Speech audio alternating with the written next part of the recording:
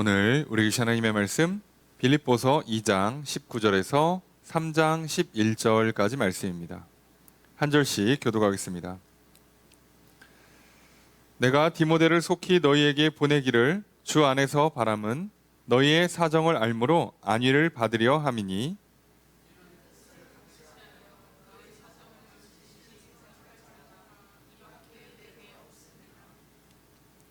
그들이 다 자기 일을 구하고 그리스도 예수의 일을 구하지 아니하되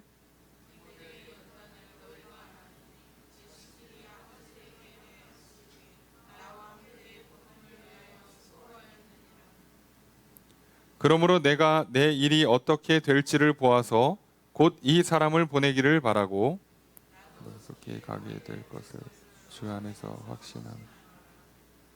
그러나 에바브로디도를 너희에게 보내는 것이 필요한 줄로 생각하노니 그는 나의 형제요 함께 수고하고 함께 군사된 자요 너희 사자로 내가 쓸 것을 돕는 자라.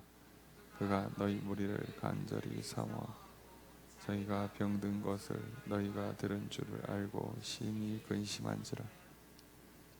그가 병들어 죽게 되었으나 하나님이 그를 긍휼히 여기셨고 그뿐 아니라 또 나를 긍휼히 여기사 내 근심 위에 근심을 면하게 하셨느니라. 그러므로 더욱 급히 그를 보낸 것은 너희로 그를 보고 기뻐하게 하며 내 근심도 덜려 함이니라. 이러므로 너희가 주 안에서 모든 기쁨으로 그를 영접하고 또 이와 같은 자들을 존귀히 여기라. 그가 그리스도의 일을 위하여 죽기에 이르러도 자기 목숨을 돌보지 아니한 것 너희의 일에 부족함을 채우려 함이니라. 끝으로 나의 형제들아 주 안에서 기뻐하라. 너희에게 같은 말을 쓰는 것이 내게는 수고로움이 없고 너희에게는 안전하니라. 그들을 삼가고 해악하는 자들을 삼가고 몸을 상해하는 일을 삼가라. 하나님의 성령으로 봉사하며 그리스도 예수로 자랑하고 육체를 신뢰하지 아니하는 우리가 곧 할례파라. 그러나 나도 육체를 신뢰할 만하며 만일 누구든지 다른 이가 육체를 신뢰할 만한 것인 줄로 생각하면 나는 더욱 그러하리니 나는 8일 만에 할례를 받고 이스라엘 족속이요 베냐민 지파요 히브리인 중에 히브리인이요 율법으로는 바리새인이요 열심으로는 교회를 박해하고 율법의 의로는 흠이 없는 자라. 그러므로 무엇이든지 내게 유익하던 것을 내가 그리스도를 위하여 다 해로 여길 뿐더러 또한 모든 것을 해로 여기는 내 주 예수를 아는 지식이 가장 고상하기 때문이라. 내가 그를 위하여 모든 것을 잃어버리고 배설물로 여김은 그리스도를 얻고 그 안에서 발견되려 함이니 내가 가진 의는 율법에서 난 것이 아니요 오직 그리스도를 믿음으로 말미암은 것이니 곧 믿음으로 하나님께로부터 난 의라. 내가 그리스도와 그 부활의 권능과 그 고난의 참여함을 알고자 하여 그의 죽으심을 본받아. 함께 읽습니다. 어떻게 해서든지 죽은 자 가운데서 부활에 이르려 하노니. 아멘. 할렐루야. 수요일 저녁 주임전에 나와 말씀을 배우신 성도님들을 주님의 이름으로 환영합니다. 우리 옆에 있는 분들과 사랑의 교제를 나누겠습니다. 인사합시다. 사랑합니다. 축복합니다. 이 시간 주 앞에 나와 말씀을 배우신 성도님들에게 주님의 크신 은혜가 함께 있기를 주의 이름으로 축복합니다. 우리 나눠드린 교환 함께 보시면서 오늘 본 말씀 빌립보서 2장 19절에서 3장 11절까지 말씀 살펴보겠습니다. 먼저 19절 말씀 함께 읽습니다. 시작. 내가 디모데를 속히 너희에게 보내기를 주 안에서 바람은 너희의 사정을 알므로 안위를 받으려 함이니. 자, 문장의 주어수로가 어떻게 될까요? 내가 바란다예요. 내가 바란다. 바란다. 뭐를? 디모데를 속히 너희에게 보내기를 바란다. 내가 디모데를 속히 너희에게 보내기를 바란다예요. 자, 이게 문장의 이제 제일 중요한 내용이죠. 이걸 바라고 있어요. 자, 주 안에서 바란다라고 돼 있죠. 자, 그런데 놀랍게도 왜 그랬는지 모르겠는데 멀쩡히 있는 단어인데 예수님 뺐습니다. 잘 이해가 안 되는 지점이긴 한데요. 아니, 원문에 있는데 이걸 굳이 왜 빼지? 주 예수 안에서인데 왜 뺐는지 모르겠어요. 네. 그래서 이게 이런 거 자꾸 번역에서 자꾸 빠지는 게 좋진 않습니다. 고대 언어들이 갖고 있는 특성 때문에 지금 우리가 그 고대 언어가 생각보다 문법이 촘촘하지를 못해요. 오늘 우리들의 문법보다는. 그러니까 저자가 쓴 의도가 그 당시 쓰고 있는 단어들의 한계, 문장의 그 문법의 그 한계 때문에 의미가 조금 다 누락되기가 쉽습니다. 안 그래도 누락되기 쉬운데 거기다 자꾸 뭐 단어를 빼고 중간중간에 그러나 또는 그러므로 보라, 자, 화로다, 망했다 이런 거 자꾸 빼요, 성경에서. 자, 이런 건 좋은 방식은 아니라고 생각합니다. 오늘날 우리 정도 됐으면 이제 더 그런 부분들을 고려해서 읽어야죠. 자, 그런 걸 좀 신경 썼으면 좋겠다는 개인적인 바람이 있고요. 어쨌든 주 예수 안에서 바라고 있어요. 자, 바란다, 기대한다, 소망한다요. 내가 그렇게 되기를 기대하고 있어요. 그러니까 원하고 그리고 하겠다는 의지를 갖고 있는 거죠. 어떤 거를? 디모데를 보내주는 걸.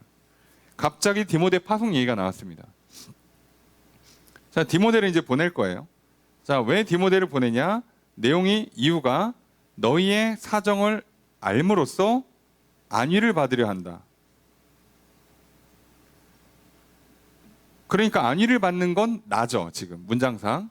너희의 사정을 아는 것으로 내가 안위라고 돼 있지만 이거는 안심 또는 용기를 얻음이라고 번역하거든요. 내가 좀 안심하려고 한다는 거예요. 뭘 좀 알아야 되는데 지금 대충 들리는 사정이 뻔해. 좋을 리가 없어. 어려움이 있을 것 같아. 근데 뭘 알아야 될 거 아니에요. 그러니까 어떻게 합니까? 보내야죠. 근데 바울이 직접 가면 좋은데 지금 감옥에 있잖아요. 내가 못 가. 그래서 보내는 사람이 필요해요. 그래서 그 보내는데 그 대상을 디모데로 정한 겁니다. 자, 이 뒤에는 당연히 왜 디모데를 보냈는가가 써 있겠죠.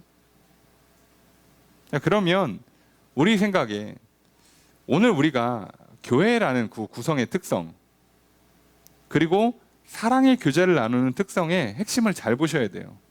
우리가 대충 바울도 나름 듣는 게 있잖아요. 소문이라는 게 있고요.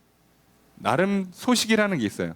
우리도 마찬가지로 뭐 누가 오늘 얼굴 딱 보니까 표정이 뻔해. 아, 뭔 일 있는 것 같아. 뭐 기쁜 일이 있든 슬픈 일이 있든 표정 보니까 알 것 같아. 벌써 어깨가 처졌어. 아니면 걸음걸이가 가벼워. 알 수 있죠. 또는 요즘 같은 경우는 이렇게 카카오톡 프로필만 봐도 대충 분위기 파악이 돼요. 뭐가 있구나. 좋은 일이 있구나. 어디 놀러 갔구나. 아, 뭐 좀 어디 안 좋은가 보구나. 알 수 있어요. 자, 그런데 그렇게 알면 우리 마음이 안심이 됩니까? 내가 알고 있는 게 정확하다는 보장이 있어요? 나는 저 사람 표정밖에 못 봤어요. 나는 저 사람이 가벼운 발걸음만 봤어. 무슨 좋은 일이 있는지를 어떻게 알아요? 알 수가 없어요. 그러니까 바울도 지금 감옥에서 대충 듣는 얘기는 있어요. 이런 교회 내부에 어려움이 있고 사정이 있고 또 이런 류의 또 이렇게 훌륭한 점들이 있다더라. 다 좋아. 근데 직접 확인해야죠. 그러니까 어떡합니까? 가서 만나야 돼요. 근데 내가 못 가. 그러니까 사람을 보내는 겁니다. 그 사람이 디모데예요. 그러면 생각해 보시죠. 교회에서 가장 중요한 구성 요소. 형제 자매가 사랑으로 하나가 되고 그래서 교회 공동체를 이루는 것의 핵심 중에 하나가 뭐냐면요. 이렇게 직접 부딪혀서 사실을 파악하는 겁니다. 여러분, 그래야 안심하고요. 그래야 용기를 얻어요. 저 사람의 보니까 슬픈 내용이 있을 것 같죠. 얼굴 보니까 말 못 걸겠죠. 여러분, 말 거셔야 합니다. 아니, 근데 말 걸면 목사님 말 걸면 이때다 그러고 나 붙잡고 하소연할 거 아니야. 나 바쁜데 막 30분씩 붙들고 늘어지면 어떡합니까? 그래도 그렇게 하셔야 돼요. 그래야 교회가 됩니다. 그래야 하나님 나라가 돼요. 뒤에 나옵니다. 이 하는 모든 일들을 통틀어서 뭐라고 바울은 표현하고 있냐? 그리스도 예수의 일이라고 정의를 내려요. 이렇게 하는 게 그리스도 예수의 일이라고요. 상대방을 눈치껏 파악하는 게 아니라 얼굴 표정 보고 그냥 분위기 보고 파악하는 게 아니라 직접 그 사정을 보고 사실을 파악하고 그 문제에 대해서 해결해주고 도와주는 게 예수 그리스도의 일이에요. 그게 마찬가지죠. 예수님 오늘 우리 안에 오셔서 뭐라고요? 내가 어제 너 잠 일찍 못 들고 뒤척이는 거 보아하니까 마음에 근심이 있구나. 어쩌냐? 이러고 가시면 무슨 위로가 됩니까? 무슨 소용이 있어요? 들어오셔야죠. 오셔서 우리 안에 있는 문제들을 지적해 주시고 그 문제들을 해결해 주시고 그 문제를 풀 수 있도록 도와주시고 실제로 힘을 주시고 실제로 복을 주셔야죠. 그래서 성경은요, 말로 하는 위로가 거의 없다고 돼 있잖아요. 뭐 어려움 당해 자녀를 낳지 못하고 있어, 기근이 왔어요, 이런 문제들이 있는 사람들을 향해서 하나님께서 선지자를 보낼 때 위로하십니까? 말로? 얼마나 힘드니, 고생 많았다, 한마디도 안 하세요. 뭐라고요? 오셔서 그냥 자녀를 주세요. 오셔서 그냥 비를 내리게 하세요. 오셔서 질병을 고쳐주십니다. 그걸 위로라 부르는 거예요. 여러분, 오늘날 세상이 발달될수록 사람들이 점점 눈치만 늘어요. 머리만 복잡하게 굴리는데요, 하나도 도움이 안 됩니다. 그냥 직접 부딪히셔야 돼요. 그리고 머리 굴리는 거가 나쁘게 표현하면요, 용기가 없는 거예요. 좋게 표현하면 신중한 건데요, 나쁘게 표현하면 용기가 없는 겁니다. 그래서 용기를 내야 될 때는 용기를 내셔야 돼요. 부딪히십시오. 바울은 지금 이걸 합니다. 자, 그래서 알아야지 안심이 되고 바울도 용기를 얻을 수가 있는 거예요. 내가 뭘 해야 될지, 뭘 하지 말아야 될지를 확실히 알 수 있는 거예요. 알아야. 그래야 나도 어떻게 할지를 알죠. 그래서 하나님 또 우리한테 항상 기도하라 말씀하십니다. 속은 다 알아요. 우리의 속사정 다 아시는 분이에요. 우리의 생각과 마음을 다 아시는 분입니다. 그런데도 입으로 소리내서 기도하라 하십니다. 그러니까 교회에서 제일 어리석은 사람이 뭐예요? 말을 안 하는 사람, 또는 거짓말하는 사람. 그게 개인의 신앙을 망가뜨리고 교회를 망가뜨리는 거예요. 반대로 얘기하면 개인의 신앙을, 하나님과 신뢰의 관계를 맺고 사랑받고 복을 받고 또 서로 사랑하면서 교회 공동체를 세우는, 그것이 확장돼서 가정을 세우고 일터를 세우는 비결이 뭘까요? 말을 하는 것이요, 정직한 말을 하는 겁니다. 넘겨짚거나 분위기 파악하는 건 안 믿는 사람들이랑 그렇게 하세요. 아시겠습니까? 내가 신뢰의 관계를 맺고 싶은 사람이 있다면, 또는 교회 안에서 공동체를 형성하겠다면 말하시고 정직하게 하셔야 돼요. 그래서 이제 이 일을 디모데를 시키는 겁니다. 자, 그 다음에 20절 읽습니다. 시작.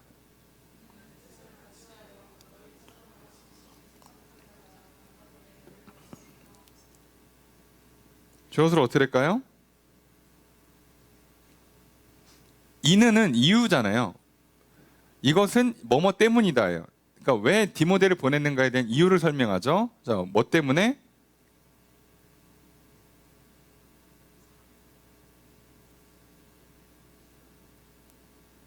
그저 뜻을 같이 해서 너희 사정을 진실히 생각할 사람이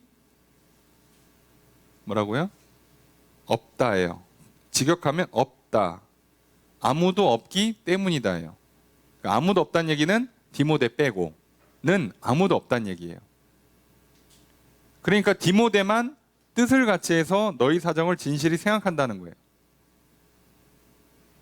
뜻을 같이 한다니까 번역을 또 의미가 퇴색됩니다.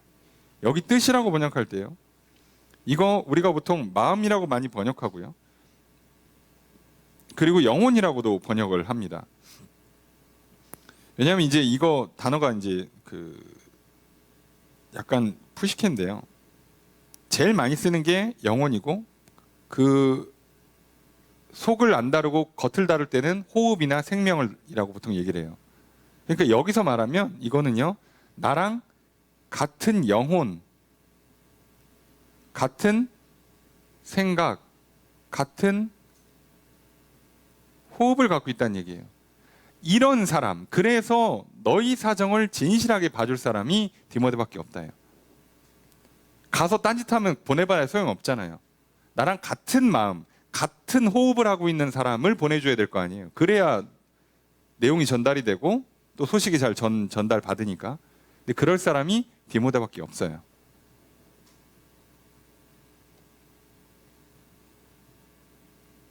자, 그래서 지금 디모데를 보내는 겁니다. 바울은 너희들 사정을 실제로 알아야 내가 안심할 수 있고 용기를 내서 뭘 할지를 결정할 수 있는데 그 일을 할 사람을 디모데로 정했어. 왜냐? 나랑 같은 마음으로 너희 사정을 진실하게 생각해주고 그 일을 할 사람이 디모데밖에 없었어요. 자, 왜 이런 현상이 일어났냐? 21절 읽습니다. 시작.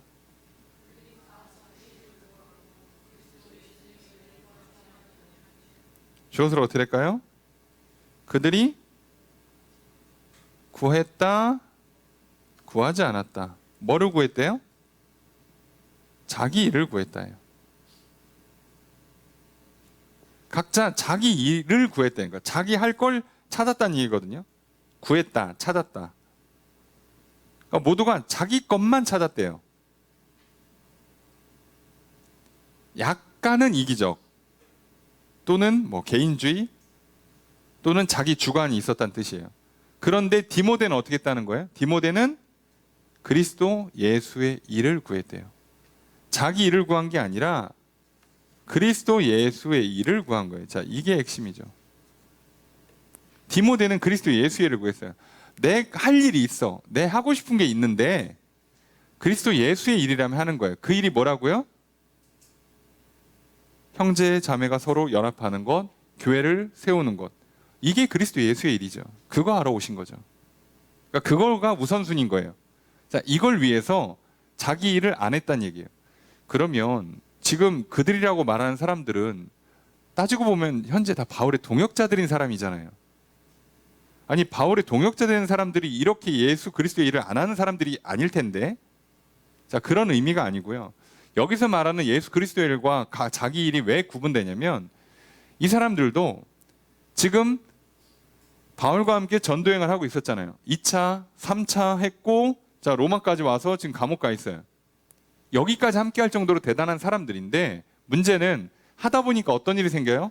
각각의 어떤 자기 파트들이 정해져 있잖아요. 자기 책임, 역할, 자리 이런 게 있어요. 근데 그런 지금 저희 빌립보로 돌아가서 바울이 시킨 일을 하고 오려면 이거 다 내려놔야 되죠. 근데 지금 뭐 한 사람들이에요? 2차 전도 여행, 3차 전도 여행, 그리고 예루살렘 와서 로마로 호송되는 일, 그리고 로마에서 지금 바울과 같이 그 동역하는 일까지 하고 있어요. 그 어림잡아서 거의 이 사람들 바울이랑 10년 가까이 일하고 있는 사람들이에요. 대단한 사람들이죠. 그런데도 그 와중에 이걸 다 내려놓고 다시 빌립보 갔다 오는 건 여간 힘든 일이 아니에요. 자기 하던 것도 다 꼬이고. 그러니까 이걸 못하는 거죠. 그러니까. 근데 누구만은? 디모데만은 그걸 하겠다는 거예요. 디모데는. 자, 여기서 차이가 나는 거예요. 디모데가 훌륭하고 다른 사람들은 별로다 이 뜻이 아니고요. 여기서 차이가 났다는 거예요. 그래서 바울도 디모데를 보내겠다는 거예요. 다른 사람들은 다 자기 할 일이 있어. 자기 일이 있어서 이 일을 못 하는데 디모데는 그리스도 예수의 일이 우선이에요. 자, 그러니까 현실에서요. 쉽지 않을 겁니다. 그리스도 예수의 일을 우선순위로 삼는다는 게 간단한 일이 아니에요. 그만큼 수고해야 돼요. 고생해야 돼요. 굳이 갔다 와서 얻는 게 뭐야? 별로 없어요. 그냥 심부름하는 거예요. 저 먼 나라까지 가서. 고생만 하다 옵니다. 우리도 마찬가지예요. 이거 계산기 두드리면 절대 못해요. 이거 갔다 오면 나중에 무슨 상이 있냐? 뭐 높은 지위를 얻냐? 그런 거 하나도 없어요. 그래서 이거는 계산기 두드려서 나올 수 있는 일이 아니기 때문에 그냥 지금 내 일을 포기하고 예수 그리스도의 뜻이라면 따르겠다 이래야만 할 수 있는 거예요. 근데 그게 아니라 지금 내 하고 있는 일을 계속 한다라고 하면 그 일을 못 해요. 이게 누가 잘했다 잘못했다라고 하기 전에 우선 아예 일의 특성이 그렇다는 거예요. 오늘 여러분들이 시간이 없어요, 돈이 없어요, 실력이 없어요 라고 얘기하는 거는 솔직히 말하면 핑계인데도 불구하고 심지어 틀린 핑계예요. 맞지도 않아요. 여러분들이 내가 그리스도 예수께서 시키면 합니다 라고 마음을 먹으시면요, 그냥 하는 거예요. 그냥 하면 또 돼요. 이게 그런 일인 거지 제가 지금 바빠서 못합니다, 실력이 없어서 못하겠습니다, 저랑 좀 일이 안 맞는 것 같습니다, 그거는 맞지 않은 핑계라고요. 그냥 저는 지금 제 하는 일을 멈출 수가 없어서, 포기할 수가 없어서 이번에는 그걸 못 맡겠습니다. 그냥 그렇게 하면 돼요. 바울이 이들을 막 정죄하고 그러지 않습니다. 이해가 되십니까? 그래서 오늘 우리들이요, 내가 지금 그리스도 예수의 일을 하고 있는가, 내 일을 하고 있는가를 잘 보셔야 돼요. 근데 문제는 내 일을 하면 뭐는 안 돼요? 그리스도 예수의 일은 안 돼요. 그런 결과가 나온다는 얘기는 내 안에 그리스도의 마음이 있는 게 아니에요. 자, 그리고 내 안에 그리스도의 마음이 없으면 필연적으로, 이 뒤에 또 나옵니다, 필연적으로 발생하는 문제가 있어요. 기쁨이 없어요. 그리스도께서 오셔서 하는 일, 평안과 기쁨, 그게 사라져요. 악순환으로 가는 건지 아시겠죠? 그리스도를 모셔드리고 그리스도께서 주시는 그 하나님과의 화목함에서 오는 평안, 그리스도가 주는 그 기쁨, 그걸 누림으로 우리가 그리스도의 마음을 품고, 그 겸손한 마음, 섬기는 마음 품고, 낮은 마음 품고, 그래서 뭐든지 시키면 하겠습니다 해서 그리스도께서 시키면 하면 그냥 하나님 나라를 위한 일들이 하나씩 이루어져 가는 거예요. 그런데 내가 계획한 일, 그게 비록 교회 안에서 이루어질지라도, 지금 다 바울 동역자들입니다, 그게 내가 하는 일, 내가 개운 계획들을 만들어가고 있다면, 그러면 안타깝게도 이 것과 다른 길을 걸어가고 있는 거예요. 그래서 이 사람들이 그리스도 안에는 들어와 있는 것 같은데 살짝 결이 다릅니다. 결과적으로는 열매가 다르고 수준이 좀 차이가 나요. 이런 결과가 나오는 겁니다. 자, 그럼 디모데는 어떻게 하느냐? 22절 함께 읽습니다. 시작.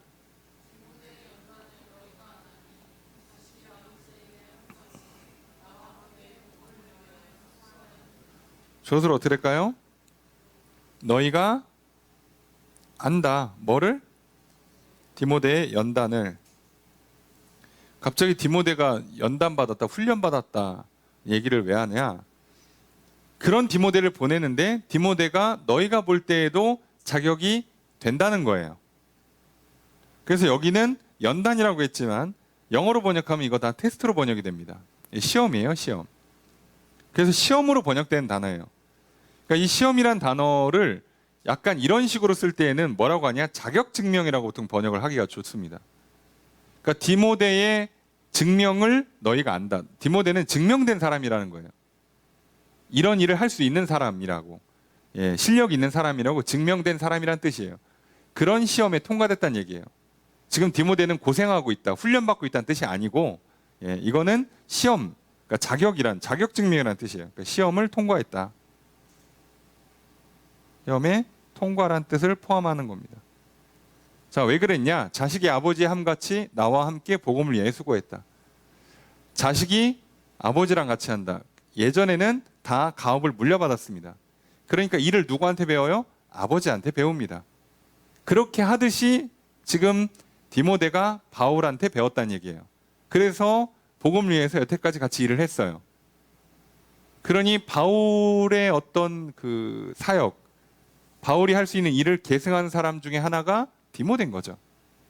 그러니까 바울 대신 누구가 갈 만하냐? 디모데인 거죠. 그 얘기를 한 겁니다. 뭐 간단한 얘기예요. 디모데, 이런 일을 할 만한 자격이 있는 훌륭한 사람이야 라고 그냥 한마디 더 한 거예요. 23절 읽습니다. 시작.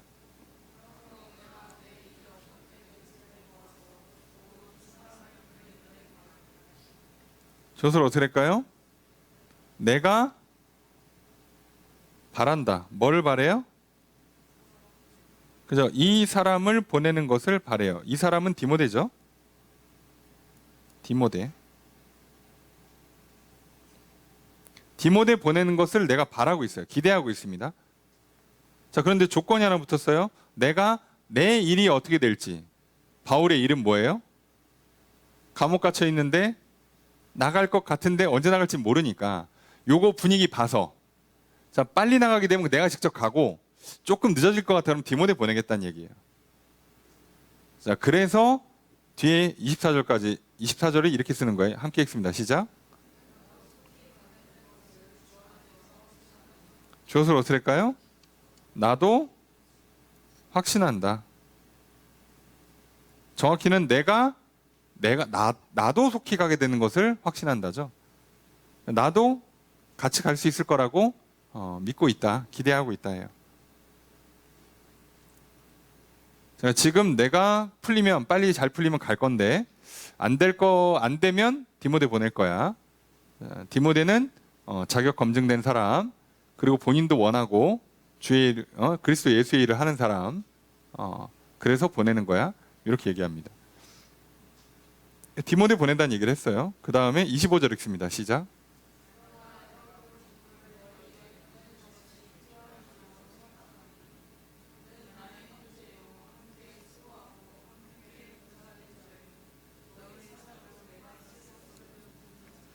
주어를 어떻게 할까요? 여기 주어 내가입니다. 내가 생각한다예요. 뭘 생각한대요? 그죠? 에바브로디도를 너희에게 보내는 것이 필요한다고 요렇게 생각을 한다는 거예요. 에바브로디도가 나왔어요. 네. 자, 이 사람이 누군지 대한 설명이 써 있습니다. 그는 나의 형제요, 함께 수고하는 사람, 함께 군사된 사람, 너희 사자로 내 쓸 것을 돕는 사람. 아, 누군지 알겠죠? 빌립보 쪽에서 바울한테 보내준 사람이에요. 바울 도와주라고. 그죠?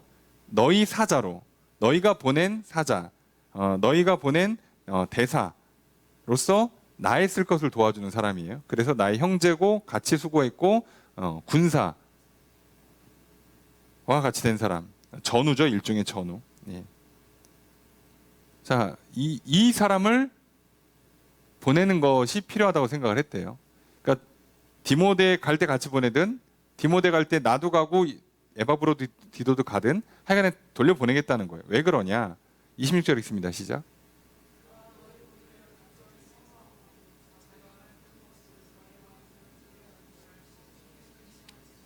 주어를 어떻게 할까요? 그가 사모한다예요. 누구를 사모해요? 너희 무리를. 에바브로디도가 빌립보 교회를 간절히 사모해요. 자, 왜 사모하냐? 이 사람 집 떠나와 고향을 이렇게 그리워하는 향수병이 온 거냐? 아니고요. 자기가 병든 것을 너희가 들은 줄 알고 심히 근심한지라. 자, 사정이 있겠죠. 왔는데 바울 도와주다가 에바브로디도가 병들었어요. 그래서 그 소식을 빌립보 교회가 또 들었어요. 그러니 빌립보 교회가 이 소식을 들었으니 얼마나 걱정해서, 옛날에 중병 들면 죽어요. 뭐 지금처럼 이렇게 뭐 의료가 좋지 않잖아요. 그러니까 이쪽에서는 그 먼 거리에서 소식 들어오려면 몇 달씩 걸리는데 그 몇 달 동안, 그 공백 동안 얼마나 많은 근심이 있겠어요. 그래서 어떻게 됐대? 병이 좀 나아졌대? 심해진 거야? 진짜 그러다가 잘못하면 죽는 거야? 그러니까 그럴 걸 뻔히 아니까 에바브로디도가 내가 직접 돌아가서 좀 얼굴 보여주고 안심을 시키는 게 필요하다라고 생각을 한 거죠. 27절 읽습니다. 시작.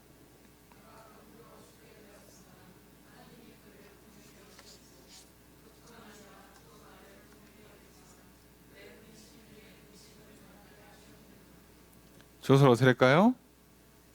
자, 연속 문장이에요. 그가 죽게 되었다.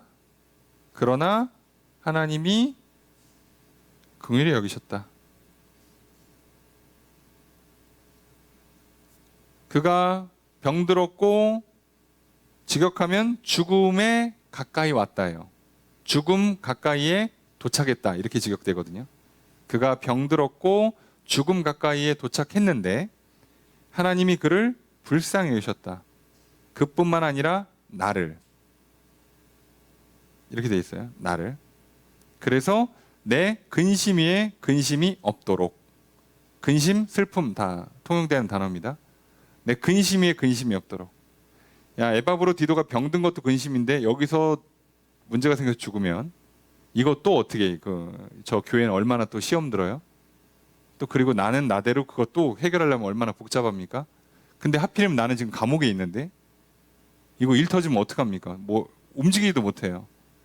그래서 걱정에 걱정이 쌓이지 않도록 하나님께서 에바브로디도를 긍휼히 여기사 병을 고쳐주셨어요. 자, 그러니까 에바브로디도가 가는 김에 이렇게 디모데 갈 때 나도 가서 좀 안심도 시키고 돌아가야겠습니다. 이렇게 얘기를 하는 거죠. 그리고 바울도 그게 필요하다고 좀 생각을 한 거예요. 28절 읽습니다. 시작.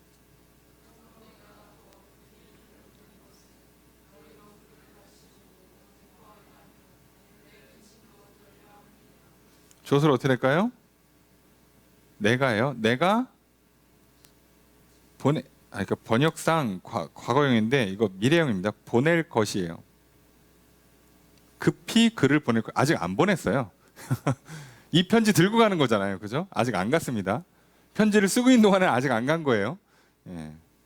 그러니까 이걸 들고 이제 갈 거야. 급히 보낼 거라는 거예요. 왜?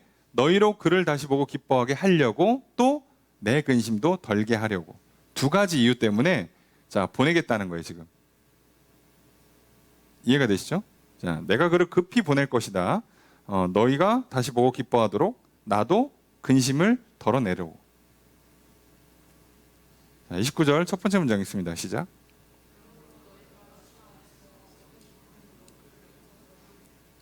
주어서로 어떻게 될까요? 너희가, 그죠? 명령문이죠? 영접하라예요. 누구를? 그를, 에바브로디도입니다. 주 안에서 모든 기쁨으로 보내줄 테니까 건강히 돌아왔으니까 기쁨으로 영접해 라고 하는 겁니다. 근데 뭐 돌아오면 당연히 기쁨으로 영접하는 건데요. 이 단어를 일부러 쓰는 거예요. 빌립보서에서 제일 많이 쓰는 단어, 주 안에서 기쁨으로. 자, 이 두 단어를 합친 거예요. 기쁨으로 받으라는 거예요. 기쁨으로. 꼭 그가 아니어도 좋으니까. 자, 29절 두 번째 문장 있습니다. 시작. 주어서 어떻게 할까요? 너희는 존귀히 여겨라. 그죠? 이런 사람을, 그죠? 이와 같은 사람을. 이걸 직역하면 존경으로, 존경하는, 그래서 의역하면 존경하는 마음을 가져라예요. 가치 있게 여겨라. 가치를 소유해라. 이렇게 번역이 됩니다. 이런 사람이 귀한 사람이라고 너희가 붙잡으라는 얘기예요. 소유하고 있으라는 거예요. 그러니까 좋은 사람, 귀한 사람, 가치 있는 사람은요, 내가 소유하는 거예요. 내가 붙잡아야 돼요. 어떻게? 기쁨으로 영접해서 내 안에 들여서 내가 꼭 잡고 있어야 돼. 안 그러면 가요. 떠납니다. 여러분 인생에서요, 여러분 기쁨으로 그 상대방을 영접하지 않고 지금 내 안에 있는 감정의 요동 때문에 상대방을 밀쳐내잖아요. 그죠? 상대방 웃으면서 인사했는데 지금 기분 나빠. 뭐야? 그리고 휙 지나가잖아요. 여러분은 좋은 사람 하나 잃은 겁니다. 여러분 일생에 내 앞에 좋은 사람이 몇 명이나 올 것 같아요? 수많은 이상한 사람들 중에서 어쩌다 한 명 오는 건데 그 한 명을 지금 내가 생각이 뭐에 꽂혀가지고 내가 지금 내 고집과 내 강한 의지와 내 나쁜 습관 때문에 내 감정 때문에 그 사람을 하나 떨쳐내면요, 귀한 사람 하나를 잃어요. 에바브로디도 같은 사람이 귀하다고, 교회에서는. 디모데 같은 사람이 귀하다고요. 몇 명 없는 사람이에요. 그럼 그 귀한 사람을 절대로 놓치면 안 되겠죠. 그러니까 어떡하라고요? 가치 있게 소유하라요. 가지다거든요. 여기다가 생각한다는 단어가 아니고요. 갖는다, 소유한다, 보유한다는 단어예요. 그를 가치 있게 네가 소유를 삼으라는 거예요. 여러분 우리도 마찬가지입니다. 내 옆에 있는 형제 자매, 제가 여러분이 저를 그렇게 서로 가치 있게 소유하지 않으면 시간 지나면요, 결국 언제 한번 기분 나쁜 날, 언제 한번 승질 부리는 날, 언제 한번 뭐가 내 욕심에 눈이 멀든 내 계획에 막 붙잡아서 뭐 일을 밀어붙일 때, 충돌이 날 때 그냥 그날로 그다음부터 이제 빠이빠이 하는 겁니다. 그 귀한 사람이, 그 소중한 사람이. 그런데요, 한 번 깨지면요, 다시 접합하는 건요. 이전보다 2배, 3배 어렵습니다. 주일 낮에도 말씀드렸죠. 죄 짓기 전과 후를 비교하면 과정은 똑같거든요. 회개하고 용서받고 회복하는 건 사실 생각해보면 똑같은데 죄를 짓고 문제가 생기면요. 2배, 3배 어렵고 시간도 2배, 3배 오래 걸려요. 그래서 어떻게든 악착같이 싸워서 이기라고 말씀드리는 겁니다. 안 된다가 아니라 어려워진다고요. 그렇잖아요. 성질 죽이는 게 낫지 승질 다 부리고 나서 다음날 가서 화해할래 봐. 미안해 어제 그랬어. 옛날에 싸우기 전에 웃으면서 지낼 때랑 똑같을 것 같습니까? 훨씬 불편해요. 훨씬 어렵습니다. 당연한 거예요. 당연한 거. 그래서 생각해보면 바울이 빌립보 교회에다가 거기서 파송해 준 사람이 돌아왔는데 어찌 환영을 안 하겠어요. 이상한 사람들도 아니고. 그렇잖아요. 우리 치면 선교사가 파송 나갔다가 돌아왔어. 그럼 당연히 기쁨으로 받아들이겠죠. 그런데도 굳이 이걸 명시한다고요. 그만큼 중요하거든. 가치 있게 여겨야 되는 거예요. 뭐가 여러분에게 가치 있는지 잘 보세요. 그리고 바울은 이 뒤에서 뭐라고요? 그 다음에 자기는 복음이 가치 있대요. 세상에서 갖고 있는 수많은 육체의 것들 다 가치 없다고 얘기합니다. 개념이 계속 확장되고 있잖아요. 3절 읽습니다. 시작.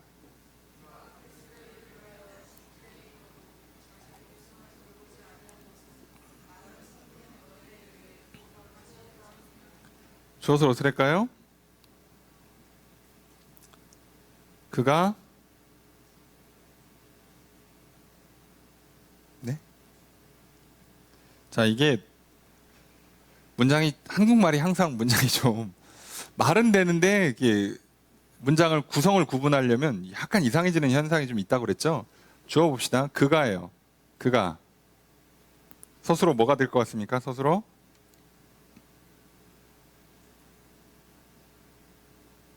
네? 죽음에 가까이 갔다예요.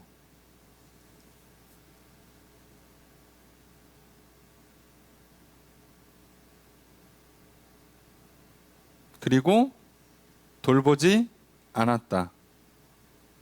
죽음이 가까이 갔다. 자기 목숨을 돌보지 않았다. 왜냐하면이에요. 요 사이에. 이는이라고 번역하죠. 왜냐하면 나를 섬기는 너희의 일, 빌립보 교회에서 바울 섬기라고 에바브로디도를 보내줬잖아요. 그 일에 부족함을 채우려고 하는 거예요. 아니 에바브로디도 혼자서 얼마나 하겠어 일을. 그렇죠. 빌립보 교회에서 이렇게 저렇게 일을 좀 하라고 보내줬는데 에바브로디의 입장에서는 혼자 해야 돼요. 그러니까 얼마나 힘들겠어. 일이 얼마나 많겠어. 바울은 감옥 가야지. 그러면 감옥에 있는 사람 뭐 저는 수발 안 해봐서 모르겠는데요. 일이 많겠죠. 예? 그리고 복음을 전파하고 교회를 계속 돌보는 사람들을 만나고 하는 일들이 많이 복잡하겠죠. 그 일을 앞장서서 에바브로가 지금 하고 있어요. 그러니까 얼마나 바쁘고 힘들겠어요. 그러느라고 자기의 건강을 돌보지 못한 거예요. 그러니까 간혹 누군 이렇게 생각해요. 아유, 그 미련하게 일을 그렇게 하냐고. 그래가지고 괜히 사람 걱정시키냐고. 근데 그건 생각을 잘 해봐야죠. 너네들이 부담을 준 거잖아요. 에바브로디도한테 따지고 보면. 짐을 지어준 거기 때문에 에바브로디도는 정말 최선을 다한 거고요. 사실 앉아서 감내나라 배내라 할 수 없는 거예요. 빌립보 교회는. 그런 일 하지 말라는 거예요. 그럼 우리도 가끔 그러잖아요. 교회에서 일이 없으면 모를까 일을 하는데 한두 사람한테 일이 몰리는 경우가 있어요. 근데 자기는 와가지고 뭐래요? 그 쉬엄쉬엄 하세요. 내가 간식 사왔는데 커피나 한 잔 드세요. 자, 이거 진짜 못된 거죠. 이 사람 바빠 죽겠으면 가서 일을 도와줘야지. 그죠? 이 사람이 하지 않아도 되는 일을 하면 멈추게 만드는 게 도와주는 건데 만약에 해야 되는 일이고 꼭 해야 되는 일이라서 어쩔 수 없이 혼자 죽으라고 하고 있어요. 도와줘야지 그럼. 그러나서 아파갖고 다음날 끙끙 앓고 있는데 뭐 일을 그렇게 해가지고 뒤처리하는 게 힘들게 하냐고. 꼭 일한 거 티내냐고. 그거를 본인은 하면 안 돼요.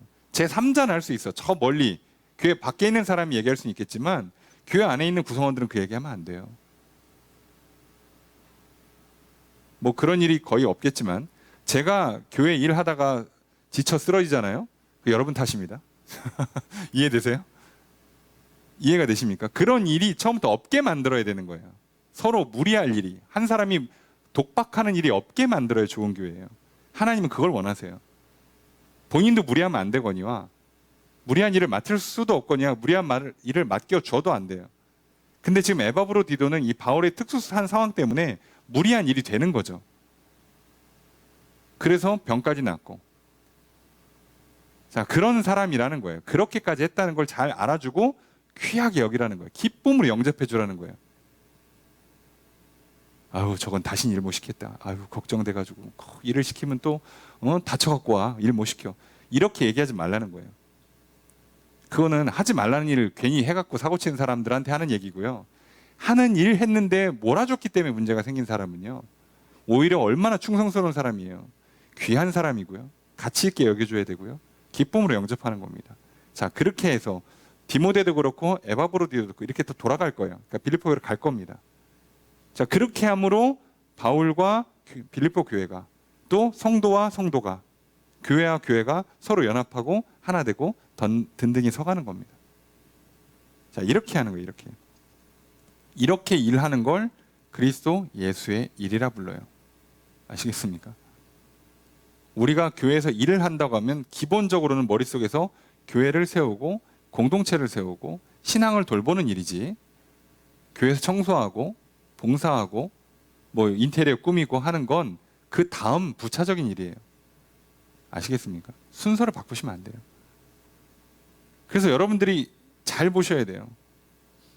하나님께서 우리가 원하는 게 뭘까?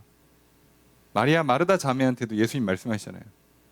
그 식사 준비하라고 분주한데 동생 앉아갖고 이렇게 마리아 앉아갖고 이렇게 예수님 말씀 듣고 있잖아. 얼마나 짜증나. 이게 그냥 일을 안 도와주고. 예수님, 쟤 좀 오라고 좀 해주시겠어요? 제가 눈치를 분명히 그랬겠지. 가면서 계속 쳐다봤겠지. 야, 안 봐. 그죠? 봐도 안 일어나. 그러니까 하도 얼마나 열받았으면 말씀하고 있는 예수님한테 가서 얘기하는 거 아니에요. 예수님 가서 쟤 좀 나오라고 하세요. 아, 저거 눈치 없게 일도 안 한다고. 그랬더니 예수님 도리어 마르다한테 뭐라고 그럽니까? 한 가지만 하라고. 무슨 얘기죠? 밥 하나만 만들어. 반찬 한 가지만 만들고 너도 빨리 와서 앉아요. 그게 중요한 게 아니라, 왜요? 교회에서 일의 핵심은 뭐라고? 말씀을 듣고 믿고 서로 신앙을 격려하는 거죠. 예수 그리스도를 영접하는 게 제일 중요해요. 여기에 집중하라는 거예요. 나머지는 하면 좋은데 무리할 필요 없다는 거예요. 부차적인 거라는 거죠. 그것 때문에 괜히 동생 미워하지 말고, 그것 때문에 너 속병 나지 말고 그냥 조금 하고 그냥 앉아서 너도 말씀 들으라는 거예요. 이게 교회의 일입니다. 자, 그래서 저도 여러분들에게 얘기하잖아요. 여러분들의 신앙이, 믿음이 감당 못하면 그냥 일을 안 하는 게 낫다고. 예. 그럼 이제 저 혼자 하겠죠. 그리고 이제 그러다 저 병들면 여러분 책임입니다. 예, 이제 여러분들이 하나님 더 혼나시는 거예요. 난 몰라 이제. 이렇게 악순환이 되기 전에 어떻게 하는 거예요? 서로가 기쁨으로 영접하고 서로가 사랑으로 교제하고 서로가 신앙을 권면하고 기도해줘서 서로가, 얘기했잖아요. 저 먼 거리인데도 오고 가면서 서로를 살피고, 그리고 사정을 보고 도울 거 도와주고, 그렇게 기도해주고 격려해주고 협력해서 서로의 신앙을 올리고 공동체를 하나로 되게 만드는 거예요. 그래서 문제가 안 생기게 하는 겁니다. 저 여러분들도, 우리 교회도 바로 그렇게 서로를 돌보고 공동체를 세워가는 일에 힘쓰는, 그래서 정말 아름다운 교회, 하나님 기뻐하시는 예수 그리스도의 일이 풍성하게 나타나게 되기를 주의 이름으로 축복합니다. 자, 그리고 나서 이제 장이 넘어가요. 3장 1절로 갑니다. 함께 읽습니다. 시작.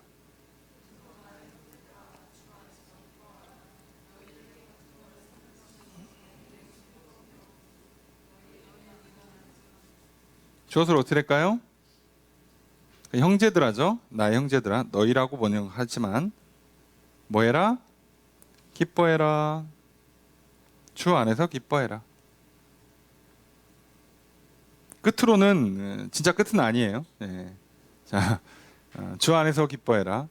자, 너희에게 같은 말을 쓰는 것, 같은 말, 계속 주 안에 있어라, 기뻐해라 이렇게 말을 하는 게 내게는 수고로움이 없고, 이건 수고가 아니라는 거예요. 그리고 그게 너희한테 안전하대요.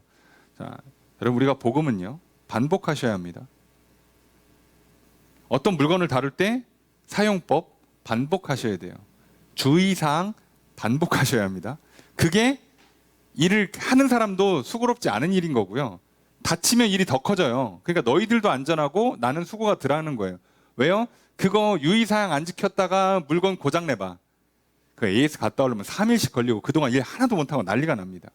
그러니까 기계 사용법을 잘 배우고 주의사항 잘 지켜서 기계를 안전하게 쓰는 게 이 사람도 수고를 덜 하는 거고 상대방도 안전한 거예요. 자, 똑같습니다. 우리 신앙에서 목회자도 또 똑같은 얘기를 반복하고 하는 것이, 여러분들을 그걸 반복해 듣는 것이 저에게도 수고를 덜어주는 거고요. 여러분들도 안전한 거예요. 아이, 목사님 그거 알아요. 됐어요. 그만하고 넘어갑시다. 빨리빨리 하고 집에 갑시다. 그리고 집에 가서 괜히 믿음 잃고 죄 짓고 사고 치면요, 여러분도 힘들고 저는 저대로 그 뒤처리하느라 고생해야 돼요. 그게 더 좋지 않죠. 예, 훨씬 낫습니다. 자, 그 얘기를 하는 거죠. 2절 읽습니다. 시작.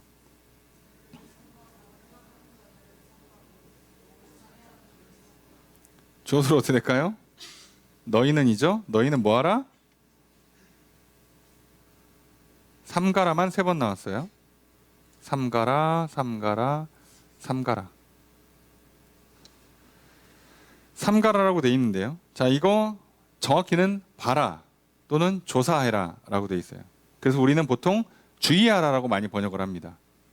주의하라고 번역을 많이 하는데 세 부류를 얘기했어요. 개들, 행악하는 자들, 몸을 상해하는 일. 자, 개는 그 당시로 치면 그냥 욕이고요. 예나 지금이나 그냥 욕이고요. 근데 왜 개를 썼냐? 이 당시에 개를 쓰는 그 욕의 특성이 있어요. 이 개들이 갖고 있는 그 특성 때문에 욕을 하는 건데, 뭐 다른 거보다는 약간 그 뭐라고 표현해야 되나? 이들이 그냥 이렇게 떠돌아다니면서, 길에서 개들이 떠돌아다니면서 그 이렇게 뭐 시끄럽게 떠들고 이렇게 괜히 사람들 이렇게 막 물고 뜯고 이런 것 때문에 부정적인 이미지를 갖고 있어요. 그래서 개들을 그렇게 얘기하는 거예요. 무리지어 떼어지어 다니면서 괜히 그 아무나 붙들고 그냥 물어 뜯는 이런 부류의 사람들이란 뜻이에요. 그런 사람들 주의해라. 행악자들, 당연히 악을 행하는 사람들 주의해라. 몸을 상해하는 일. 자, 여기서 왜 몸을 상해하는 일이라고 했냐면 예전에는 할례라고 번역을 했어요. 근데 이 단어를 굳이 할례로 안 씁니다. 할례라는 단어는 따로 있고요. 여기는 베어낸다라는 뜻을 갖고 있어요. 그러니까 이 몸을 상한다는 훨씬 더 큰 개념을 갖고 있는 거죠. 할례보다 더 큰 개념. 할례는 남자 뭐 성기 끝을 베는 거잖아요. 그럼 이거 왜 합니까? 자기 의를 내기 위해서. 근데 이 당시에요, 몸을 상하는 것이 종교 의식인 이방 종교들이 있었어요. 그죠? 또는 절제하기 위해서. 우리도 그런 거 있죠. 이렇게 참아야 하느니라. 이거 하잖아요. 그죠? 밤에 지조를 지키기 위해서 참아야 하느니라 허벅지 찌르고. 이게 몸을 상하게 하는 거예요. 이렇게 하는 종교적인 고행을 하는 게 엄청 많습니다. 지금도 있고요. 전 세계적으로 있고 고대부터 지금까지 계속 있어요. 인간의 본성이 이래요. 이게 의롭다고 생각하는 사람도 있어요. 내가 잠 못 자가면서 내가 이렇게 애쓰고 노력하는 게 뭘 대단한 거라고 착각하는 사람들이 참 많죠. 하나님은 시킨 적이 없어. 그렇게 하라고 한 적도 없는데 자기가 해. 뭐 일을 악물고 해요. 아니 가서 쉬라니까. 근데도 일을 악물고 하면서 속으로 뭐라고요? 나다. 아, 성공했어. 야, 이 정도 의지력을 갖고 하나님께 했으니 하나님이 기뻐 받아주시겠지라고 혼자 착각하는 거예요. 하나님과 우리 사이에는 뭐가 있다고요? 언약이 있고 중재자가 있어야 돼요. 근데 언약도 빠져있고 중재자도 빠져있는데 나랑 하나님이랑 직계로 만나는 건 없어요. 근데 내가 막 일을 악물고 막 열심히 막 노력하고 막 절제해서 뭐를 드리면 안 받으시나고. 받는다고 얘기한 적이 없어요. 예수님 통해서 오라고 돼 있잖아. 법대로만, 계약서대로만 움직이는 거잖아요. 근데 계약서에 없어. 내가 그 바늘로 허벅지를 10번 찔러봐야 하나님 눈 하나 깜짝 안 해요. 근데 나는 그 졸음을 참아가면서 찌르고서 막 기도하고 막 1시간씩 기도했더니 하나님 나를 기뻐 받아주십시오. 그래봐야 안 받아요. 그건 계약사항이 없어요. 계약사항이 없습니다. 그죠? 사업할 때 직장인들 계약서 잘 읽으셔야 돼요. 계약사항이 없는 건 하지 마세요. 안 알아줍니다. 그리고 문제는 그러다가 뭐예요? 내 몸만 상해요. 근데 이 사람들은 지금 자기 몸을 어떻게 한다고요? 종교 의식으로 자기 의를 드러내기 위해서 한다고요. 자, 이들을 정확히 반박하면서 바울이 뭐라고 얘기하냐? 3절 읽습니다. 시작.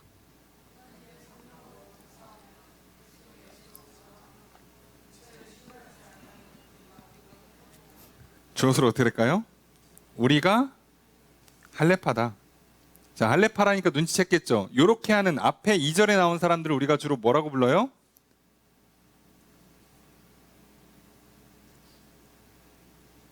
율법주의 또는 할례파라고도 하고 손할례당이라고도 불러요. 뭐라고 불러도 똑같습니다. 그래서 오늘날은 그냥 편하게 율법주의로 통칭을 합니다. 이게 다른 종교도 똑같은 개념이라서 이게 여러분 이해하기 쉬워요. 율법주의를 이해하는 게 쉽습니다. 율법주의. 그럼 율법주의를 갖고 있는 모든 종교들과 또 기독교 내에 특히나 유대인들 중에 율법주의적 사고를 갖고 그리스도인이 된 사람들이 있어요. 이걸 못 고친 사람들이 있어요. 그래서 교회에 와서 이걸 주장하는 거예요. 율법주의를. 그래서 올 때 옷은 이렇게 해야 된다, 시간을 이렇게 지켜야 된다, 뭐 헌금은 어떻게 해야 된다, 뭐 기도는, 이게 행동 양식을 계속 제한합니다.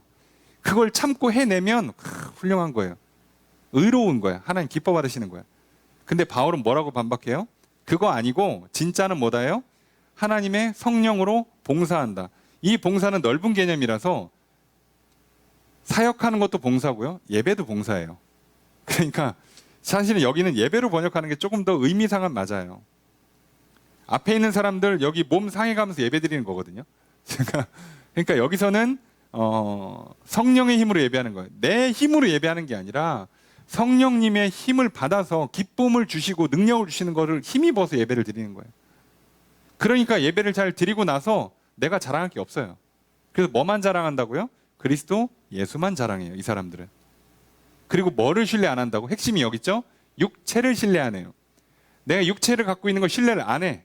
내 어떤 의지, 내 지식, 내 능력, 스펙, 뭐 성장 배경, 내가 갖고 있는 모든 것들은 신뢰를 안 해요. 왜요? 여기에선 구원이 없으니까.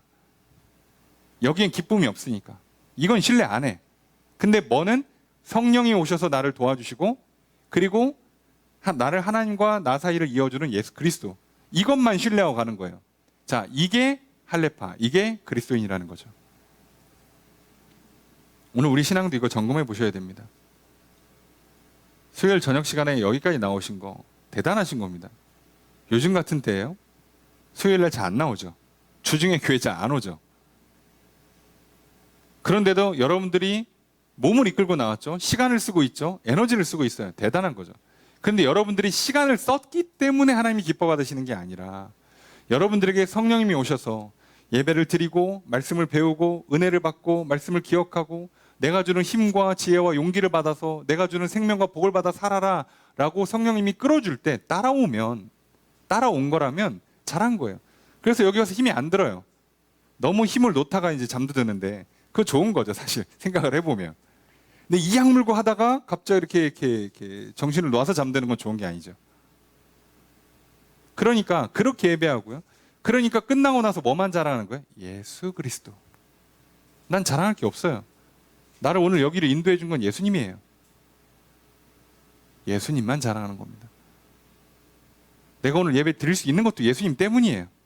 예수님 없었으면 와서 2시간, 3시간 있어봐야 예배를 하나님 안 받아주니까.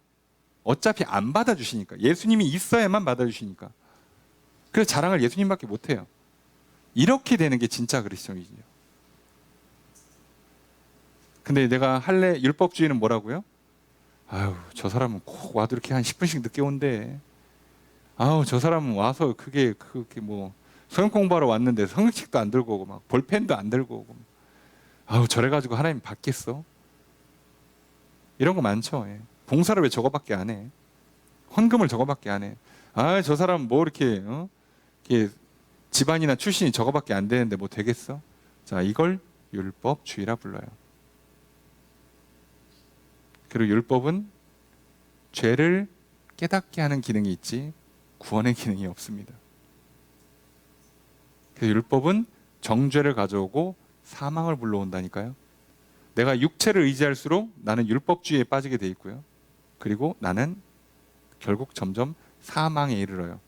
내 자신을 죽여가든 뭐 이미 벌써 몸을 상하면서 일을 하겠지만 내 자신을 죽이든 아니면 남을 죽여요.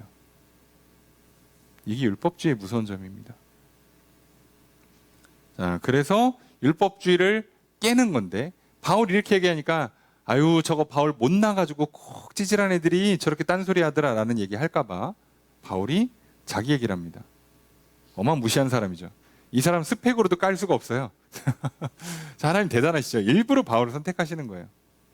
자, 4절 읽습니다. 시작.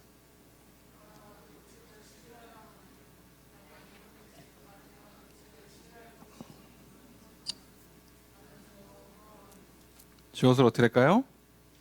나도 신뢰할 만하다. 뭐를? 육체를.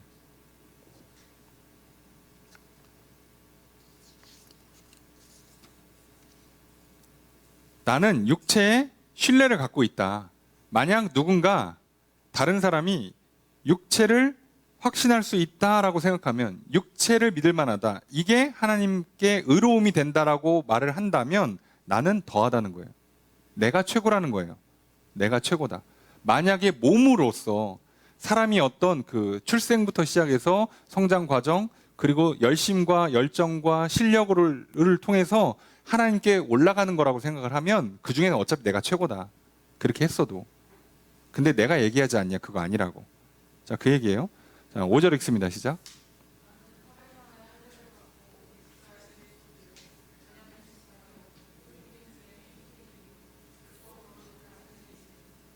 주어를 어떻게 할까요? 나는 자, 계속 다 이다예요. 이다. 내용만 간단히 볼게요. 8일 만에 할례를 받는다. 8일 만에 할례를 받는 게 그 유대 율법에서 아이가 태어났을 때 해야 되는 첫 번째 율법을 지키는 거거든요. 처음으로 아이가 해서 처음 율법을 지키는 거 할례 받는 건데 남자아이가 8일 만에. 그런데 유대인들도 이거 잘 못 지켜요. 날짜를 딱 맞춘다는 게 쉽지 않거든요. 근데 바울은 성공했죠. 난 여기부터 성공을 했어. 우선 성공했어. 자, 그리고 이스라엘 족속, 그죠? 이스라엘 혈통이고 베냐민 지파고 그 다음에 히브리인 중에 히브리인이고. 그러니까 나는 순혈이라는 거예요. 혼혈이 아니야, 그죠? 그리고 율법으로는 바리새인. 그 당시에 여러 학파들이 있는데 그 중에 제일 보수적인, 제일 강경한 율법주의를 주장했던 학파가 바리새파예요. 그러니까 하필이면 나는 거기 출신이에요. 자, 그리고 6절 읽습니다. 시작.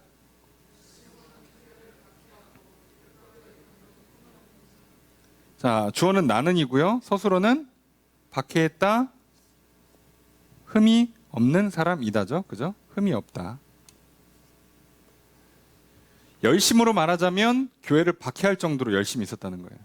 율법에 거슬리면 누구든지 가차없이 잡아넣었다는 거죠. 그 다음에 율법의 의, 율법이 말하는 기준을 만족시키는 걸로 하면 나는 흠 잡을 게 없었다는 거예요. 자, 그 얘기하는 겁니다. 7절 읽습니다. 시작.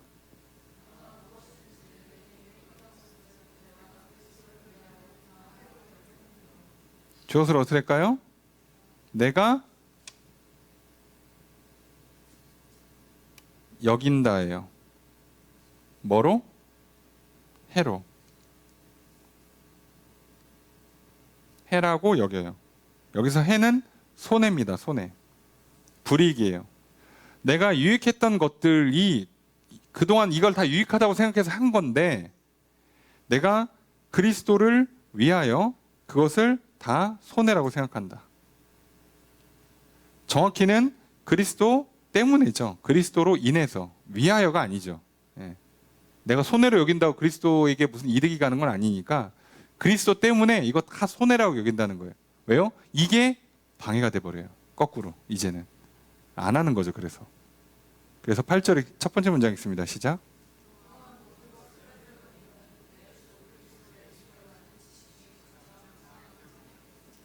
주어는 나죠. 서술 어떻게 될까요? 여긴다예요. 두 가지죠. 앞에 뭐라고 여겨요? 손해라고 여기고 두 번째로는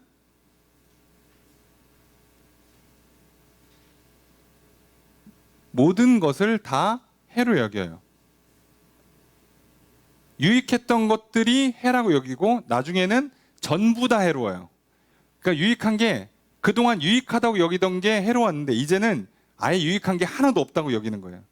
그 외에 다른 거에 가능성이 있냐? 아니, 없어요. 없어. 아니, 그동안은 이렇게 하면 유익하다고 해서 그걸 따라한 거고 이제 와서 보니까 그거 말고도 없어. 그러니까 나에게 유익을 주는 게 없어요. 왜냐하면 내 주 그리스도 예수를 아는 지식이 가장 고상하다.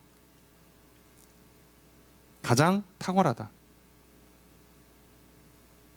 이겁니다. 이게 제일 좋으니까. 다른 거는 다 손해 없어. 다른 데 찾아봐야 도움이 되는 게 없어요. 그래서 8절의 두 번째 문장 읽습니다. 시작.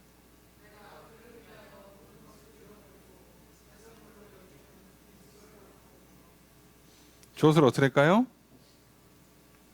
내가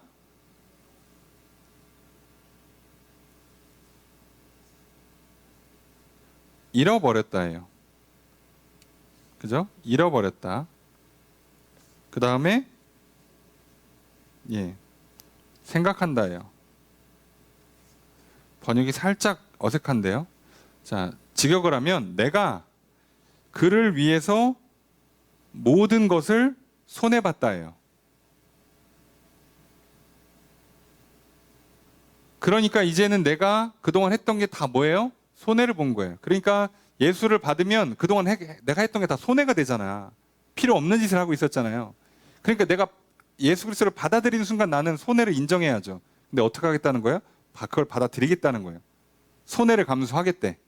그동안 했던 거 포기하겠대. 왜요? 그래서 뒤에 보니까 내가 그리스도를 얻기 위해서 배설물로 생각한다. 그 손해로 여기면서까지 나는 뭘 얻겠다는 거예요? 그리스도를 얻고 그리고 나머지 것들은 이제 버려야 되는 배설물로 여긴다는 거예요. 그동안은 이게 나한테 의로움이 돼서 하나님 앞에 상납되는, 그러니까 의롭게 갔으니까 하나님 나한테 복을 주겠죠? 구원을 주겠죠? 그렇게 생각하고 했던 모든 게 뒤돌아보니까 예수 그리스도를 받으면 다 포기해야 되는 거예요. 그래서 자기는 어떻게 하겠다는 거예요? 포기를 하겠대요. 이거 다 포기하고 뭐를 받겠대? 예수를 받겠다는 거예요. 이해됩니까? 나는 예수 하나 얻으려고 이거 다 포기하는 거예요. 자, 이렇게 하는 거를 예수님도 뭐라고 설명했어요? 자기 부인, 십자가지기라고 표현하죠. 자기를 포기하는 거예요. 자기를 부인하는 겁니다. 그동안 이렇게 하면 될 거라고 생각했던 걸 다 버리고 예수님만 오시면 돼요. 그래서 내 계획이 내 인생을 잘 끌어간다는 걸 버리고 예수님께서 주시는 말씀 따라가겠다는 거예요. 내 인생의 계획을 버리고 내 의지와 습관과 고집을 버리고 내 지식을 버리고 내 노력을 버리고 내 열심을 버리고 하라는 거 하고 하지 말라는 거 안 하는 거예요. 그냥. 그래서 뭐를 얻겠다고? 그리스도를 얻는다고. 아까 뭐라고요? 가치 있게 붙잡는다고 그랬잖아요. 내 안에. 이걸 잡으려니까 그동안 같이 있었던 걸 놔야죠. 놨어요. 자, 그렇게 해야 뭐가 되는 걸까요? 9절의 첫 번째 문장 있습니다. 시작. 주어를 어떻게 될까요?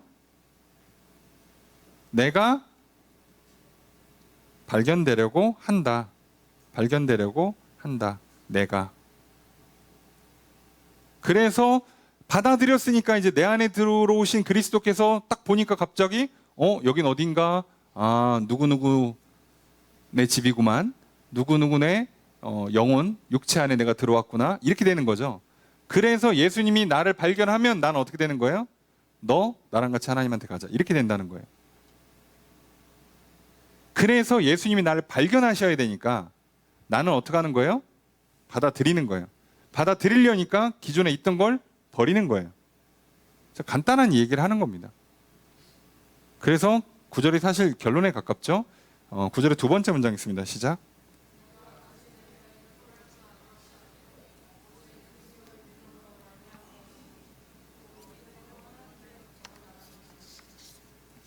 주어를 어떻게 될까요? 내가 가진 의는 아니다, 이다예요. 그죠? 아니다, 이다. 뭐가 아니에요? 율법에서 난 것이 아니다. 그리고 뭐다? 믿음으로 하나님께로부터 난 의다예요. 내가 갖고 있는 건 이제부터 율법을 지켜서 만들어낸 나의 의가 아니고 이제 믿었기 때문에 예수 그리스도를 영접했기 때문에 아까 그러니까 여기 갑자기 믿는다가 나오니까 당황하시지 마시고 믿는다가 뭐라고요? 내가 가치 있게 내 안에서 붙잡고 있는 거라고 그랬죠. 그걸 예수님이 영접한다고 표현했죠. 예, 믿는다를 관념으로 이해하시는 분들이 너무 많아서 그렇게 하시면 오해예요. 믿는다는 어떤 생각, 그 기억력을 믿음으로 착각하시면 안 돼요. 믿음은 받아들이는 거예요. 그러니까 필연적으로 받아들이려니까 기존에 있던 걸 버리셔야 돼요. 그러니까 기존에 있던 걸 갖고 있고 머릿속에 관념으로 하나 내가 믿는 거야 라고 하고 있으니까 안에서 맨날 충돌이 나니까 그건 믿는 게 아니에요. 죄송하지만 여러분 혹시라도 지금도 그러고 있다면 착각에 빠지지 마십시오. 그거는 믿는 게 아니라 아직 믿기 전 단계에 믿음을 갖기 위한 충돌이 나는 거고요. 믿었다면 기존에 들어와 있던 건 나가야 돼요. 말이 안 돼요. 그러니까 나는 이걸 붙잡고 저걸 놨어요. 바울처럼. 자, 그래서 그렇게 했더니 뭐라고요? 믿음으로 하나님께로부터 의롭다 한 것을 내가 갖고 있다는 거예요. 이제 나는 하나님이 의롭다고 나를 받아줘요. 바울 올라와. 너 예수가 네 얘기 하더라. 올라와. 잘 왔어. 야, 너 죄 내가 다 용서했어. 걱정하지 마. 뭐 기도할 거 있냐? 내가 들어줄게. 얘기 좀 해봐. 아, 너 그거 참 필요하지? 그거 걱정하지 마. 내가 좀 이따 보내줄게. 이렇게 된다는 거예요. 그게 의로운 사람이 하나님과 화목한 관계를 누리는 겁니다. 이 원리만 아시면 여러분들이 이 세상에서 사람과 관계를 맺을 때도 원리가 똑같아요. 교회 공동체를 세울 때도 가정을 세울 때도 똑같습니다.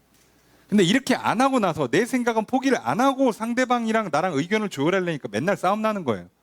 내 건 내려놓고 시작해야지. 이게 있는데 상대방이랑 대화가 되겠습니까? 나는 포기할 게 없는데? 너는 포기하라고? 나는 카드를 안 깔 건데 너부터 까보라고? 그 다음에 내 거 깔까 말까 결정한다고? 어느 사람이 까요? 바보입니까? 동시에 까야지. 그죠? 아니, 친구 간에 얘기할 때, 야, 너 돈 얼마 있어? 좀, 오늘 우리 놀아야 되는데 좀 부족해, 경비가. 야, 너 지갑 좀 열어봐. 그럼 상대방도 물어보죠. 넌 얼마 있는데? 아, 네 거부터 열어봐. 자, 어느 사람이 그걸 열어요? 바보입니까? 털릴 일 있어요? 그러니까 뭐라고 해서? 같이 연다. 하나, 둘, 셋 하면 같이 열든가. 아니면 자기 거 먼저 열어놓고 너도 열라고 하는 거죠. 그래야 관계가 형성될 거 아니냐고. 근데 우리는 어떻게 한다고요? 네 거 열어봐. 그 다음에 내 거 이렇게. 너 3만 원 있어? 4만 원인데? 야, 내가 1만 원 낼게. 아니, 뭐 하자는 거예요? 너 얼마 있냐니까. 그러니까 지금 1만 원인데 1만 원 낸 건지 5만 원인데 1만 원 낸 건지 생각을 해봐야지. 그래서 이렇게 하면요 관계가 다 깨져요. 나는 똑똑한 사람이지. 계산기 잘 두드렸죠? 예? 경비 1만 원만 냈잖아. 쟤는 3만 원 내고. 이득이죠? 예, 사람 잃었어요. 신뢰가 다 깨졌습니다. 사랑 같은 건 이루어지지 않아요. 제가 늘 말씀드려요. 현대인들이 냉장고에다가 부부식계명 쓰면 저는 무조건 끝이라고 봅니다. 그냥 냉장고에 하나 쓰세요. 사랑합니다. 사랑합니다, 여보. 이렇게만 써놓으세요. 문에다 써놓으세요. 예? 그 외에 다른 걸 쓰지 말라고. 정 불안하면 그거를 써붙이라고요. 거기다 갑자기 뭐 설거지는 누가 하고 빨래는 누가 하고 하지 마세요. 그거 하는 순간 끝나는 거예요. 왜요? 이미 깨진 거예요. 이미 그걸 했단 얘기가. 여러분 아이들이 공부할 거를 믿고 야 오전에 공부하고 있어 점심시간에 올게 그러면요 믿는 거예요. 근데 1시간마다 내가 전화한다? 얘는 신뢰가 깨진 거예요. 여러분 아시죠? 끝난 거예요. 얘네에 대한 신뢰가 없다는 얘기예요. 내가 얘네가 공부할 거란 신뢰가 없으니까 시간마다 전화해가지고 뭐하고 있어? 어디까지 했어? 갖고 와. 신뢰가 깨진 거죠. 안타깝게도 저도 저희 자녀들과 학업에 대한 신뢰가 깨졌죠. 네. 어쩔 수 없어요. 그죠? 이게 제 잘못입니까? 선순환이 안 되면 다 깨지는 거예요. 소용없어요. 그러니까 처음에는 주고 그 다음번에는 또 신뢰를 쌓기 위해서 내가 며칠간 참고 얼마나 하는지 보는 거죠. 했어? 그러면 다음부터는 의심 안 하고 검사 안 하고 맡기는 거죠. 속지 마세요. 칼같이 해서 난 절대 손해 안 본다.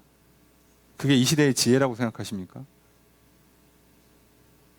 내가 죽으라고 해서 의를 만들어서 하나님을 만나보겠다고? 성공할 것 같습니까? 그런 건 없어요. 그래서 우리가 속는 겁니다. 내가 계산 똑바로 두드리고, 내가 정신 바짝 차리면 안 속지, 내가 관계에서 실패 안 하지, 내 인생에서 진로에서 실패 안 하지, 내 건강 관리 잘하지, 재정 관리 잘하겠지. 인생이 그렇게 간단할 것 같습니까? 하나님 우리한테 뭐라고요? 생명을 내가 줄게, 복을 내가 줄게. 그거 받아야 살아. 이스라엘 백성들이 언제부터 싸움을 잘했다고 정복을 합니까? 언제부터 그렇게 강성한 민족이 됐어요? 몇 명, 애국 갈 때 70명이었다니까. 60만 명이 돌아오잖아요. 하나님께서 만드시는 거예요. 여러분, 우리가 절대로 내 계획을 갖고 계신 한 하나님의 지혜가 내 인생에 들어오지 못합니다. 내려놓으세요. 내가 내 의를, 내 육체를 붙잡는 순간 그리스도는 내 안에 들어오지 못합니다. 그리스도라고 머리에 집어넣은 거는 그냥 기억력이시고요. 관념이라고. 붙잡으라고, 제일 가치 있는 걸로. 바울은 버렸대잖아요. 그래서 바울이 복음을 설명할 때, 자기를 설명할 때, 내가 할례를 며칠에 받아서 어떤 일을 했고, 그때는 뭘 했고, 그러니까 니들 나 잘해야 줘야 돼 라는 얘기 한마디도 안 합니다. 그런 얘기를 할 필요가 없거든요. 자, 그런 얘기를 안 하면 돼요.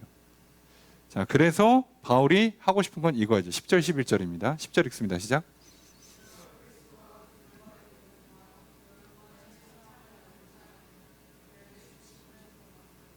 주어서 어떻게 될까요? 내가 본받았다예요. 뭐를? 그의 죽으심을. 받아들인 사람은 어떻게 한다고요?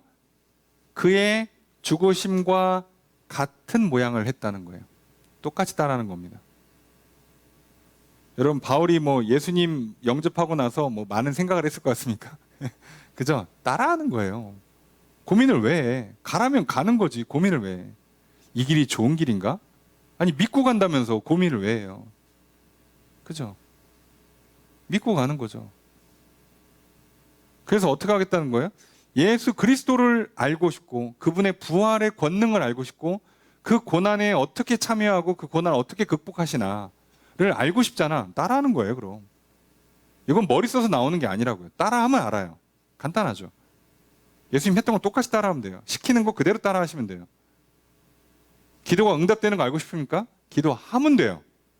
어떻게 기도가 응답되는 걸 연구할 게 아니고요. 그냥 기도를 하는 거라고.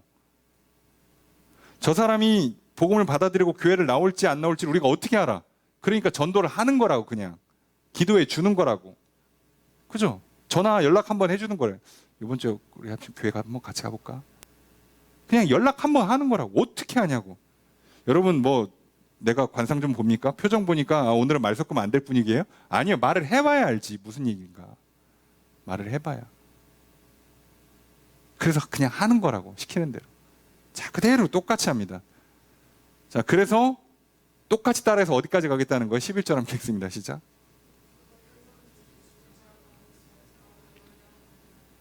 주어서 어떻게 될까요? 내가죠. 내가 자, 이르려 한다. 자, 그래서 직역해도 이르기를 바란다, 도달하고 싶다, 도달하기를 원한다라고 번역해요. 어디에? 부활에. 바울이 말하는 여기서의 부활은 뭐예요? 육신이 죽고 천국 가는 걸 얘기하는 거죠. 나는 그래서 어디 가고 싶다는 얘기예요? 천국 가고 싶다고.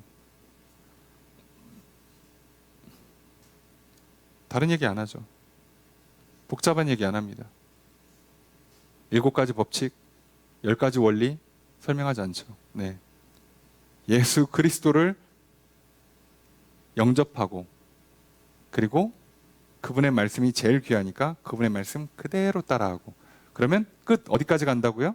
그러면 이 땅에서 야, 예수님이 왜 그렇게 하셨는지도 알게 되고, 고난을 어떻게, 이렇게 하니까 고난을 이기는구나, 그 유혹을 내가 이길 수 있는 힘이 이렇게 오는 거구나 해보니까 알겠는 거죠. 해보니까 죽었다 살아나는 부활과 역전의 승리를 체험하는 거죠. 그러고 나서 이제 어디까지 가는 거예요? 어느 날 눈 떴더니 아이고 천국이더라, 이렇게 되는 거예요. 어떻게 해야 천국 갑니까? 설명할 방법이 없어요. 따라하는 겁니다. 그대로. 이게 끝이에요. 그래서 뭐라고요? 사실 하고 싶은 말은, 그러니까 주 안에서 기뻐하는 것부터 놓치지 말라는 거예요. 이 시작이 되는 기쁨. 네가 네 생각대로 하는 거, 네가 뜻한 바를 이루는 걸 기뻐하지 말고, 주님 안에 있는 걸, 정확히는 너의 안에 주님이 들어와 계신 거를 기뻐하라는 거예요. 이게 핵심인 거예요, 핵심. 기뻐하라고. 그러면 여기까지 갑니다. 그게 안 되면 율법주의라는 함정에 빠질 거예요. 또는 반대 극단에 있는 율법주의 반대에 있는 신비주의가 있어요. 있어요. 더 독특한 세계가 있어요. 둘 중에 하나로 빠지는데 보통은 율법주의로 많이 빠져요. 이게 훨씬 더 셉니다. 흔해요. 신비주의는 약간 티가 좀 나요. 물론 빠지면 답이 없는데 빠지기 전에는 얘가 조금 더 티가 나는데 율법주의는 교묘해요. 내가 지금 율법주의에 들어가는지를 몰라요. 왜? 지금 열심히 하고 있거든.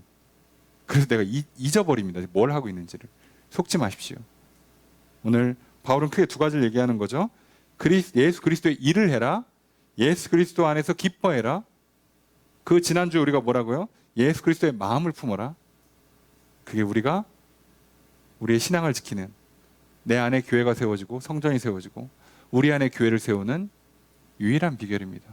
오늘 그렇게 예수 그리스도의 일을 하시고 예수 그리스도 안에서 기뻐하심으로 오늘 바울이 말한 것 같은 그런 삶이, 그런 놀라운 일들이 저 여러분들의 삶 가운데, 우리 교회 가운데, 그리고 나아가서 가정과 일터에 확장되기를 주의 이름으로 축복합니다. 말씀을 정리해 보겠습니다. 바울은 빌립보 교회에 디모데를 파송하려 합니다. 당시 바울이 옥중에 있었기 때문에 빌립보를 방문할 수 없었습니다. 바울은 자신을 대신하여 디모데를 파송하며 그 이유를 설명합니다. 디모데는 바울의 2차 전도 여행에 동역했고 빌립보 교회의 설립에도 동참했습니다. 3차 전도 여행 중 2차례 이상 빌립보를 방문하였습니다. 이처럼 디모데는 빌립보 교회와 친밀한 관계를 맺고 있었습니다. 또한 디모데는 바울과 같은 마음을 갖고 있었고 빌립보 교회를 진실하게 생각하고 있었습니다. 바울의 동역자들은 각자 자기 일에 몰두하였던 반면에 디모데는 계속되는 전도 여행의 피곤함과 빌립보 교회의 일을 맡아야 하는 수고에도 불구하고 빌립보 교회 파송을 자원하였습니다. 우리도 디모데의 모습을 본받읍시다. 그리스도 예수의 일에 힘씁시다. 빌립보 교회 성도들을 돌보는 일에 헌신한 디모데처럼 우리도 성도들을 돌보는 일에 헌신합시다. 빌립보 교회의 사정을 바울에게 전하는 일에 수고한 디모데처럼 우리도 성도들의 사정을 목회자와 서로 간에 알리는 일에 수고합시다. 교회를 세우고 성도를 살피는 일이 곧 예수 그리스도의 일입니다. 예수 그리스도의 마음을 품고 예수 그리스도의 일에 동역하는 성도가 됩시다. 우리 안에 그리스도 예수의 마음을 품읍시다. 우리 모두 그리스도 예수의 일을 힘씁시다. 둘째로 바울은 주 안에서 기뻐하라고 권면합니다. 주 안에서 누리는 기쁨을 빼앗는 원수 중 하나가 율법주의입니다. 율법주의자들은 겉으로는 의를 내세우면서 실제로는 불의와 부정이 가득합니다. 이들은 악한 본성을 감추기 위해 더욱 육체의 행위를 강조하였습니다. 할례를 비롯한 많은 율법 행위를 강조하였습니다. 그리고 사람의 시선이 닿지 않는 곳에서 불법과 향락을 행하는 위선을 일삼았습니다. 이들의 주장이 성도들의 신앙을 흔들고 교회를 무너뜨리게 만듭니다. 그렇게 바울은 같은 말을 반복하며 주의할 것을 강조합니다. 성령을 통해 힘을 얻어 예배드리고 봉사하며 예수 그리스도를 자랑하며 살아가는 사람이 진정한 할례파라고 바울은 말합니다. 주 안에서 기뻐합시다. 환경을 초월한 기쁨을 주님께서 우리에게 주십니다. 나의 육체를 초월한 기쁨을 주님께서 우리에게 주십니다. 이 기쁨을 누리며 즐겁고 행복한 인생을 살아갑시다. 이 기쁨을 빼앗기지 맙시다. 악을 행하지 맙시다. 육체를 신뢰하지 맙시다. 오직 그리스도를 믿음으로 하나님께 의롭다함을 얻읍시다. 그리스도 안에서 기쁨을 누립시다. 그리스도를 아는 지식을 가장 귀한 것으로 여깁시다. 그리스도의 말씀보다 더 귀하게 여겨왔던 것들을 버립시다. 이렇게 살아가셔서 마지막 천국까지 늘 승리의 걸음을 이어가시는 저 여러분 되시기를 주의 이름으로 축복합니다.